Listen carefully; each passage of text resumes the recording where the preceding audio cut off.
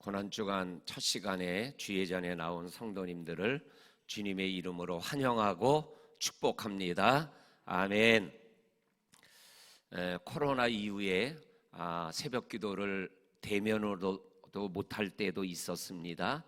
그리고 대면으로 기도하게 되면 요 사이에는 평균 적게 나오면 한 40에서 50명, 조금 많이 나오시면 50에서 60명 정도의 새벽기도 용사들이 새벽을 깨워서 하나님 앞에 중보기도와 개인기도를 하고 있습니다.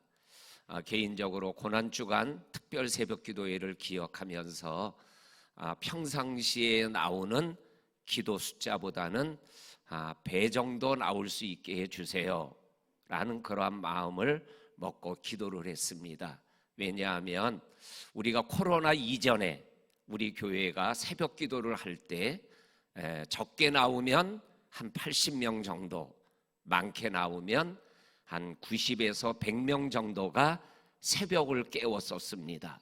그런데 코로나 이후에 이렇게 대면에 대한 부담감이 있어서 이렇게 숫자가 줄어들어서 새벽 기도를 함께 할 때 또한 마음의 부담감도 있었습니다.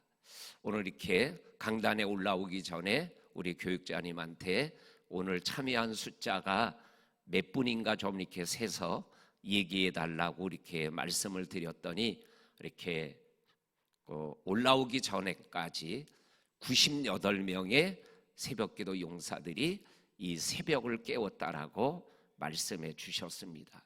그러니까는 특별 새벽기도회가 코로나 이전에 우리가 평상시에 나오는 성도만큼 나오신 거예요. 그러니까 아멘이 아니죠. 그러니까 조금 더 나와야 되죠.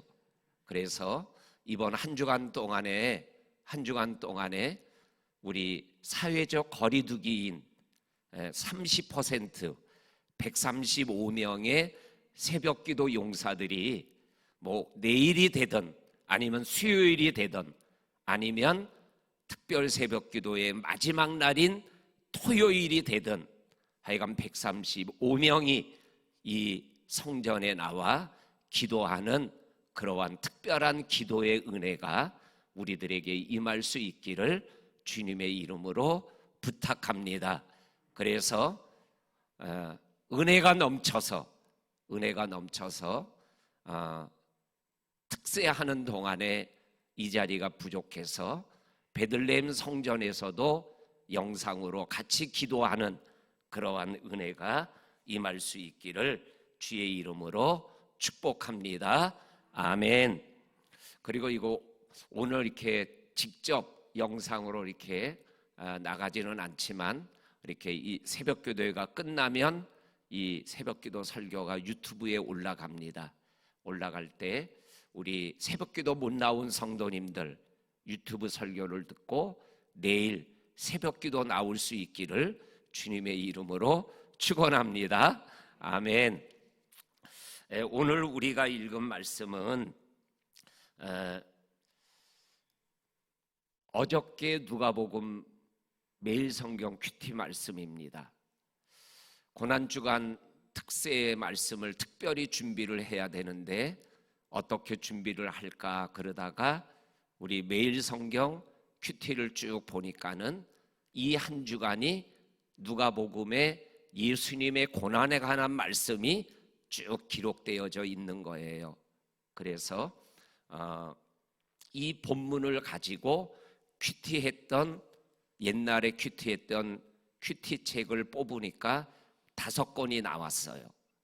그래서 그 5권을 묵상하고 그리고 또 어저께 이렇게 집에 들어가서 이렇게 큐티를 하고 그리고 그 말씀을 가지고 이 한 주간 우리 성도들과 함께 누가와 함께 걷는 기도의 오솔길이라는 그러한 새벽 기도를 함께 하게 되었습니다. 이 기도의 오솔길이라는 것은 조그만 기도 소책자 제목입니다. 오래전에 읽었던 기억이 나는데 거기에 이러한 내용이 나오는 것을 읽어보게 됩니다. 한 사람이 항상 물을 기르러 갑니다. 물을 길러 가는데 이렇게 물주머니가 조금 터졌어요. 그래서 물을 기르러 갔다가 물을 길러 가지고 오게 되면 한 3분의 1 정도가 이렇게 물이 빠지는 거예요. 그러니까는 이 주머니를 바꿔달라고 이렇게 불평하는 말을 합니다. 그때 그 말을 듣고 있던 주인이, 이놈아, 너 이렇게 가서 물을 길러 갖고 오는데 물이 빠지는 거, 그거 아무런 쓸데없는 일이 아니다. 나중에 봐라. 갔다가 오면서 네가 흘렸던 그 작은 물들이 나중에 이 오솔길에 꽃을 피게 할 거다 하는 그러한 이야기가 기도의 오솔길이라는 소책자에 나옵니다. 이 새벽기도 우리들이 기도하는 이 시간, 이것이 아무런 응답도 없는 것 같고 그냥 기도하는 것 같지만, 그러나 하나님의 때에 아름다운 기도의 꽃을 피우게 된다라는 것, 그것을 기억하시면서 하나님 앞에 기도하는 저와 성도님들이 될 수 있기를 주의 이름으로 축원합니다. 아멘. 오늘 우리가 읽은 말씀에 보면 31절에 사단이 나옵니다. 근데 이 사단의 공격은 우리가 생각하는 것보다 강력합니다.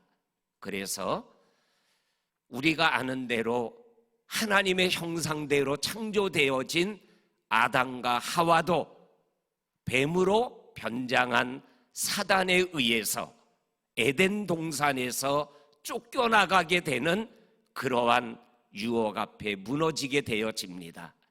그리고 누가복음 22장 3절에 보게 되면 가룟 유다, 12 제자 중에 하나인 가룟 유다 마음속에 사단이 들어가니 가룟 유다가 은 30에 예수를 팔게 되어지고, 차라리 태어나지 않았으면 더 좋을 뻔한 인생으로 전락시키는 게 사단의 공격이고 유혹이더라고요. 그런데 그 사단이 오늘 본문에서 예수님의 수제자인 시몬을 밀가부르듯이 유혹하고 공격하고 있는 장면이 기록되어져 있어요. 이 공격을 받았던 베드로, 사단의 공격을 그전에도 한번 받았었죠. 그게 언제죠? 주는 그리스도시요 살아계신 하나님의 아들이라고 고백할 때, 바요나 시몬아 네가 복되도다 칭찬받고 천국의 열쇠를 받았을 때 사단이 시험을 했어요. 예수님이 내가 죽을 거다, 그러나 다시 부활할 거다. 그러니까는 베드로가 안 됩니다, 죽으시면 안 됩니다. 예수님이 사단아 물러가라. 베드로가 사단의 공격을 적어도 성경에 보면 2번 받았던 것을 우리에게 말씀해 주셔요. 그 공격을 받았던 베드로가 베드로전서 4장 7절에서 뭐라 그래요? 근신하라, 깨어라. 대적마귀가 우리들을 삼키려고 찾아다니는데 어떻게 찾아다녀요? 우는 사자같이 찾아다닌다. 이 사단의 공격이 얼마나 강력하냐면 우는 사자 같은 그러한 모습이라는 거예요. 그러니까는 사단의 공격이 우리가 생각하는 것보다는 강력한 거죠. 그런데 그거를 이길 수 있도록 오늘 성경 말씀에 보니까 예수님께서 너희의 믿음이 떨어지지 않도록 기도한다, 이렇게 말씀하셔요. 이 사단의 공격 앞에 믿음이 떨어지지 않고 유혹에 미끄러지지 않게 되어지는 게 예수님의 기도가 있기 때문이다라고 말씀하고 계십니다. 아멘이십니까? 우리 사랑하는 성도님들, 오늘 내가 기도하지만 나를 위하여 누군가가 기도하는데 그 누군가가 누구예요? 예수님이시라는 거예요. 우리 사랑하는 성도님들, 이 기도가 뭐냐? 싸울 때 방어하는 거예요. 수비하는 거예요. 자기를 지키는 거예요. 그런데 축구 시합에서 아무리 수비를 잘하고 방어를 잘해도 그건 뭐예요? 0대 0이에요. 이길 수 없는 거예요. 비기는 거지. 자기를 지켜서 비기는 거지 이기지는 못하는 거죠. 그런데 이기는 게 뭐예요? 그게 예수님의 십자가 사건이에요. 그리고 그것이 죽음에서 부활한 부활 사건이에요. 그거를 보여주는 게 우리가 지금 창세기 강해에서 나왔던 창세기 3장 15절, 뱀의 후손이 여자의 후손의 발꿈치를 물고 여자의 후손이 뱀의 후손의 머리를 친다라는 말씀이에요. 이 머리를 치는 사건이 십자가 사건이에요. 이 십자가를 통해서 예수 그리스도가 사단을 공격하는데 머리를 공격하는 거예요. 그러니까 머리가 깨지니까 사단이 지게 되어지는 거죠. 나는 사단의 공격 앞에 있는 우리를 위하여 예수님이 기도하며 우리의 믿음을 지켜줄 뿐만 아니라 십자가를 통해서 이기게 하시는 그런 하나님의 은혜가 임하게 되었다라고 말씀하여 주고 계십니다. 우리 성도님들, 이 시간, 이 고난주간 첫 시간 첫 말씀, 이 사단의 공격 앞에서도 무너지지 않는 이 특별한 말씀을 우리들이 마음에 새기고 나를 지킬 뿐만 아니라 나가 사단을 깨부시고 이기는 믿음의 삶을 달려갈 수 있기를 주의 이름으로 간절히 축원합니다. 아멘. 그 다음에 두 번째 말씀을 보게 되면 32절에 보면 돌이킨 후에 내 형제들을 굳게 할지어다라고 말씀하여 주고 계십니다. 이 말씀을 묵상하다가 어저께 이렇게 예배를 끝내고 집에 가서 이 본문 가지고 다시 한번 큐티를 할 때 하나님께서 분명한 확신을 주셨어요. 그게 뭐냐면 내가 오늘 33절과 34절처럼 내 결심대로 내가 살아가지 못하고 주님을 부인하고 뒤돌아서고 도망가는 일이 있다 할지라도 하나님은 도망가는 나를, 버리고 가는 나를, 예수님도 나를 버리시는 분이 아니라는 것, 그리고 도리어 나를 돌이키게 하시고 나를 고쳐서 사용하시는 하나님이시라는 것을 또 한 번 말씀 앞에서 고백하게 하시는 은혜를 맛보게 되었습니다. 그렇습니다. 하나님 앞에서 나의 각오로 내가 하나님 앞에서 살아가는 것이 아니라 하나님의 신실하심 앞에서 우리가 우리의 삶을 살아가고 있는 것입니다. 우리 성도님들, 내가 약해서 넘어졌지만 우리 하나님은 나를 여전히 붙잡아 주고 계신다라는 거 기억하고 기억할 수 있기를 바랍니다. 이 돌이키신 후에라는 말씀을 묵상하며 나중에 또 나오는 말씀이지만 재판장에서 멀찍이 따랐던 베드로가 여인들의 말 앞에서 부인하고 맹세하고 저주하고 돌아서게 되죠. 그럴 때 예수님의 눈과 베드로의 눈이 마주쳤다라는 말씀이 나와요.